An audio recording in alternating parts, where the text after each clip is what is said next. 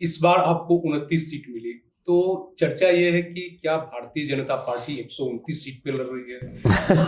चिराग पासवान अभी भी प्रधानमंत्री नरेंद्र मोदी के हनुमान के रूप में। नहीं तो प्लस कीजिएगा तो 129 नहीं 130 हो गई, सो 101 उनकी और प्लस 29 मेरी, तो 130 सीटें।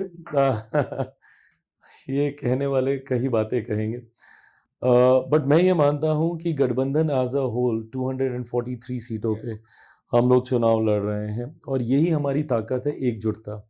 विपक्ष ने हर बार हम लोग के ऊपर सवाल उठाए, लोकसभा में भी उठाए कि भाई ये लोग एक साथ नहीं आ सकते हैं, इन लोगों में सीटों का बंटवारा नहीं होगा। लोकसभा में भी बहुत एमिकेबली हो गया। उसी तरीके से विधानसभा में भी समय रहते हम लोगों ने सारी चीज़ें कर ली, ना सिर्फ संख्या, ना सिर्फ सीटों का चयन, बल्कि हमारे प्रत्याशी भी मैदान में उतरे। किसी एक आध सीट को लेकर अगर किसी तरीके की कुछ चिंताएं, कुछ चर्चा को लेकर विषय अगर सामने आया, उसको भी हम लोगों ने हर संभव तरीके से सुलझाने का हम लोगों ने काम किया।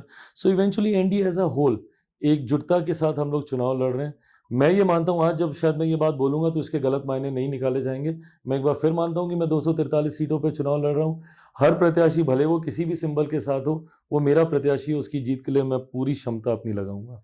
आपकी पार्टी के जो 29 उम्मीदवार मैदान में आए, क्या आपको लगता है कि कुछ उम्मीदवार थोड़े उन पे ज्यादा आपको समय देना पड़ेगा? जैसे एक सीट आपकी वो रिजेक्ट भी हो गई, एक कैंडिडेट का, मरोड़ा वाली, और कई उम्मीदवार कुछ नए भी हैं, तो आपको ज्यादा ताकत लगानी होगी। नहीं बिल्कुल, ये मेहनत, और मैं कतई में किसी भी सीट को मैं कमजोर मान के, मैं ताकतवर मान के मैं नहीं चलता हूँ। जैसे ही आप ओवर कॉन्फिडेंस होते हैं, रादर कॉन्फिडेंट भी अगर आप हो जाते हैं, तो आपके पतन की शुरुआत होने लगती है।